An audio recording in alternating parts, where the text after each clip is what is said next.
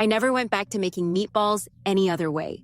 I'll start here by showing you how I prepare the container for our recipe. I take a bowl and aluminum foil. I start folding these parts of the foil, shaping the base for the mixture. And these large edges here, fold them inward too, to keep everything well fitted. This way, the container becomes sturdier and easier to handle. Now just flip it carefully, and there you go, the ideal container to make this recipe conveniently. Now here, I have 5 medium potatoes. I'm going to cut these potatoes because we'll be making mashed potatoes. That will serve as the base for today's recipe.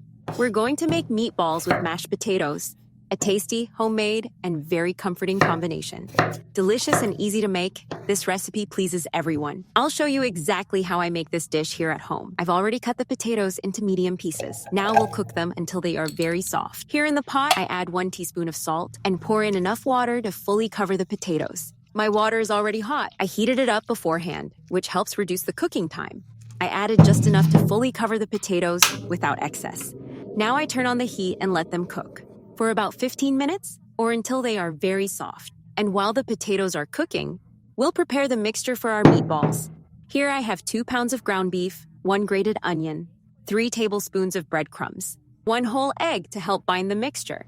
I'll add 2 teaspoons of salt, 1 teaspoon of ground black pepper, 1 teaspoon of garlic powder, and also 1 teaspoon of smoked paprika.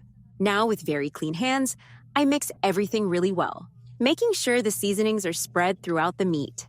The meat needs to be well seasoned so the flavor stands out. I've mixed it all well here. Now I take a portion of the meat, press it a little with my hands, and roll it into a ball to shape the meatballs like this. Now, with 3 tablespoons of tomato sauce, I add 1 teaspoon of dried basil, about 1 tablespoon of olive oil, and mix everything to create a very aromatic sauce. Set that sauce aside for now. The potatoes are already well cooked, so I turn off the heat and carefully drain the water. I place the potatoes in a larger bowl.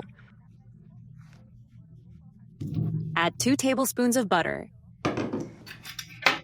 and mash everything thoroughly until it becomes a creamy mashed potato.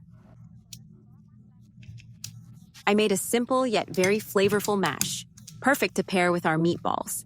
I'm taking a well-mashed portion here. Now let's assemble our recipe step by step. I start by adding the mashed potatoes to the bottom of the container. I also place some in this other container here. Now I go in with the sauce we prepared and spread it well.